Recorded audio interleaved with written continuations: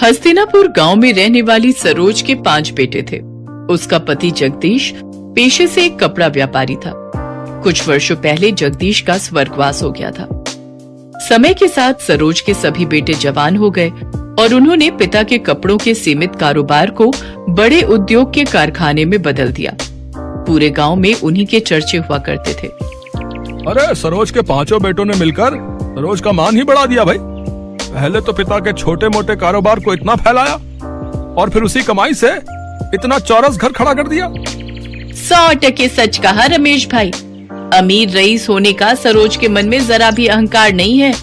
जरूर ही पिछले जन्म में इसने पुण्य किए होंगे, तभी जाकर इस कलयुग में इसे 5 पांडव पुत्र का सौभाग्य प्राप्त हुआ है। सरोज के प्रति गांव वालों के मन में काफी इज्जत थी। पैसे वाली होने के बावजूद भी उसके अंदर बिल्कुल घमंड नहीं था। अरे मेरे 5 पांडु, यहाँ पर आओ। माँ, कारखाने पर जाने के लिए देरी हो रही है, शाम को बात हो सकती है। कामकाज के प्रति क्या इतना मशरूफ हो गए हो तुम लोग, जो पल भर के लिए अपनी माँ के पास नहीं बैठ सकते? मोहन भैया, तुम माँ की बात सुन लो, हम चारों कारखाने जा रहे हैं। अरे ठहरो, मुझे तुम 5 से बातचीत करनी है। ये तस्वीरें देखो, मैंने तुम 5 भाइयों के लिए लड़कियां पसंद की हैं। सभी खानदानी और रईस खानदान की हैं। ऐसा सुनकर 5 भाई एक दूसरे का मुंह ताकने लगते हैं। तभी उसका तीसरा बेटा कहता है, माँ, ऊपर वाले की दया से आपके 5 बेटे अपने पैरों पर खड़े हैं। माँ, शुरुआत से ही हम 5 भाइयों की सोच यही रही है कि हम गरीब घरों की बेटियों को ही इस घर में दुल्हन बनाकर लाएंगे। माँ, प्रदीप सही कह रहा है। अरे पगला गए हो क्या तुम लोग? अगर मैं किसी गरीब की बेटी को ब्याह कर लाऊंगी तो लोग सैकड़ों बातें बनाएंगे। गरीब अमीर का मेल भी नहीं देखा कहेंगे। माँ, आपको जमाने की पड़ी है, बल्कि ये सोचो कि किसी गरीब की बेटी का हाथ थामने से किसी गरीब पिता को साहूकार का कर्जदार नहीं होना पड़ेगा। सरोज 5 बेटों की बातें सुनकर भावुक हो जाती है और कहती है, ठीक है, अब बस भी करो। जब देखो तब 5 मिलकर पांडव की तरह पाठ पढ़ाते रहते हो। गरीब की बेटियों का ही बसेरा बनेगा यहाँ। खुश? सरोज अपने बेटों के ब्याह के लिए रिश्ते तलाशने लगती है। उसकी तलाश धर्मपुर गांव में रहने वाले गरीब रामदीन की 5 बेटियों रोहिणी, दीपा, नीलम, पुष्पा और तनु पर खत्म होती है। बड़े ही धूमधाम से सरोज अपने 5 बेटों की शादी करके 5 बहुओं को घर लाती है। मेरी 5 बहुओं, अपने दाहिने पैर को इस अक्षत कलश पर पैर लगाकर गृह प्रवेश करो। हम तो सोच रहे थे कि तुम इतनी अमीर हो तो जरूर बड़े घर की बेटी को बहू बनाओगी, मगर तुम्हारी 5 बहुएं तो बहुत गरीब हैं। लगता है इन बेचारियों का बाप बड़ा गरीब था, तभी तो कुछ भी दान दहेज ना दे सका। बीना की बातें 5 दुल्हन को झकझोर कर रख देती हैं, मगर सब कुछ इतने पर ही खत्म नहीं होता। रस्में खत्म होने के बाद सभी अपने अपने घर चले जाते हैं। तभी सरोज कहती है, ना जाने कैसा गरीब भिखारी बाप है इनका, जो पाव भर मिठाई भी ना रख सका। तुम सब देखना, कल सुबह तक ये बीना पूरे गांव में ढिंढोरा पीट देगी कि मेरी बहुएं गरीब घर से है।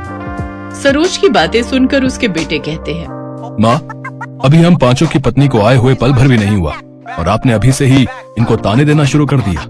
सरोज की कड़वी बोली उसकी बहुओं के दिलों को अंदर तक चोट पहुंचा रही होती है।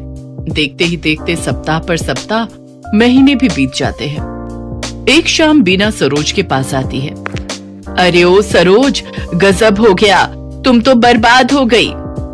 ऐसा भी क्या हो गया जो तेरी सांसें ऊपर नीचे हो रही हैं? ठीक से बता, जल्दी क्या हुआ? तेरे कपड़े के कारखाने में गंभीर आग लग गई है। तेरे 5 बेटे कर्मचारी सहित ढेर हो गए। ये सुनकर सरोज कारखाने की ओर दौड़ती है, जहाँ सब कुछ धू धू करके जल रहा होता है। अपने बेटों के जले हुए शव देखकर सरोज शांत रह जाती है। बेटों की मौत उसको गहरे शोक में डाल देती है। ऐसे ही समय बीतता गया। एक रोज सरोज अपने बेटों की याद में खोई हुई होती है कि तभी उसके सीने में तेज दर्द होता है।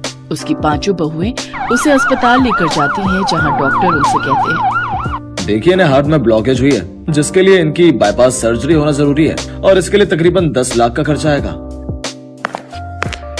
हमें कुछ भी करके माँ जी को बचाना होगा, लेकिन हमारे पास इतने पैसे तो नहीं है। अपने पतियों के बाद हम अपनी सासू माँ को नहीं खो सकती। हमारे तो मायके वाले भी गरीब हैं, हम उनसे भी कुछ मदद नहीं मांग सकते। फिर तो एक ही रास्ता है, हमें अपने घर को बेचना होगा। वो पांचों अपने घर को बेच देती हैं और सरोज का इलाज करवाती हैं। थोड़े से बचे हुए पैसों से वो किराए पर एक कमरा लेती हैं और पांचों बहुएं अपनी सास के साथ उस किराए के एक कमरे में रहने लगती है।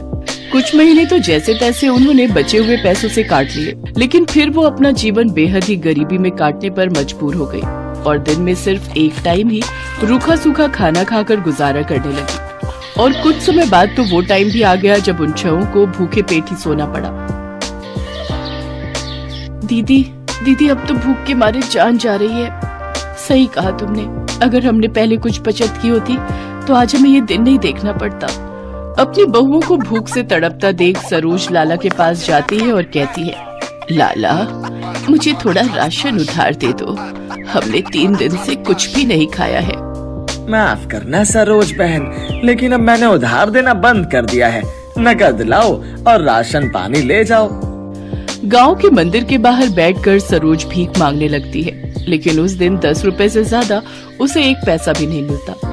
उन 10 रुपयों से सरोज आटा खरीद कर ले जाती है, जिससे उसकी बहुएं 6 रोटी बनाती है और सभी 1-1 रोटी नमक के साथ खाकर आधा पेट ही सो जाती हैं।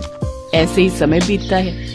पांचों बहुएं सुबह से शाम तक काम की तलाश में निकलती हैं, लेकिन उन्हें कहीं भी काम नहीं मिलता। घर में छाई गरीबी के कारण सरोज को सदमा लगता है और उसकी तबीयत खराब होने लगती है। बहू, मैं बिल्कुल ठीक हूँ, तुम मेरी चिंता मत करो। पांचों बहुएं कूड़ा कचरा बिनकर उसमें खाने की तलाश करने लगती हैं। कुछ दिन बाद तनु और पूजा को एक घर में साफ सफाई का काम मिल जाता है। वो अपनी सास की तबीयत को देखते हुए अगले दिन काम पर जाने के लिए लेट हो जाती हैं। जहाँ पहुंचकर उनकी सेठानी उनसे कहती है, आ गई तुम दोनों कामचोर हैं? तुम गरीबों की यही बीमारी है, मीठे मुंह तुमसे 2 बोल क्या बोल लो, तुम तो सर पर ही चढ़ जाती हो। चलो अब मेरा मुंह क्या देख रहे हो, जल्दी से जाकर काम पर लग जाओ। वो दोनों काम पर लग जाती हैं, लेकिन उनका ध्यान अपनी सास की सेहत की तरफ ही था। घर का सारा काम करते हुए तनु को भूख लग जाती है और वो पूजा से कहती है, दीदी मुझे बहुत तेज भूख लग रही है, कुछ रोटियां बची हैं, सेठानी तो इन्हें कूड़े में ही फेंकेगी, तो क्यों ना हम ही इन्हें खा ले। नहीं तनु, तू तो जानती है ना सेठानी कैसी है, वो जब हम गरीबों को बासी रोटी सब्जी तक नहीं खाने देती तो वो हमें ताजा खाना क्या खाने को देगी। हम ये रोटी चुरा कर ले चलते हैं, घर जाकर सब मिलकर खा लेंगे। वो दोनों बहनें अपनी साड़ी के पल्लू के नीचे रोटी चुरा कर ले जाती हैं। तभी सेठानी उन्हें देख लेती है और पुलिस को फोन कर देती है और पुलिस उनके पीछे लग जाती है। मैं कहती हूँ रुक जाओ, तुम दोनों कानून से नहीं बच सकती। भाग तनु भाग, नहीं तो ये पुलिस वाले हमें नहीं छोड़ेंगे। तभी तनु का पैर गड्ढे में अटक जाता है और वो जमीन पर गिर जाती है। पूजा उसे उठाने के लिए रुकती है, तभी पुलिस वाले आकर उन्हें पकड़ लेते हैं। क्या चुरा कर भाग रही थी तुम दोनों? हैं? दिखाओ मुझे। पुलिस मैडम उनके हाथ से वो थैला लेती है और जैसे ही उसमें देखती है तो वो हैरान रह जाती है। उसमें कुछ रूखी सूखी रोटी होती है, जिसे देख वो पुलिस वाले उनसे पूछती है, मुझे लगा तुम दोनों पैसे या गहने चुरा कर भागी होगी, लेकिन तुमने ये कुछ रोटियां भला क्यों चुराई? भूख सब कुछ करवा देती है साहब, और ये बात आप नहीं समझोगे। तनु और पूजा की आंखों में आंसू आ जाते हैं और फिर वो अपनी दुख भरी कहानी पुलिस वालों को बताती है। उन दोनों की कहानी सुन पुलिस का मन पसीज जाता है और उनको उन पर दया आ जाती है। देखो, कानून अंधा होता है, वो सिर्फ गुनाह देखता है लेकिन एक गरीब की भूख नहीं देख सकता। ये लो तुम कुछ पैसे रखो, इनसे कुछ काम शुरू कर लेना। पुलिस वाले उनकी मदद करते हैं और उन्हें कुछ खाना खरीद कर दे देते हैं। वो खाना लेकर वो घर जाती है और पेट भरकर उस दिन वो सभी बहुएं अपनी सास के साथ खाना खाती हैं।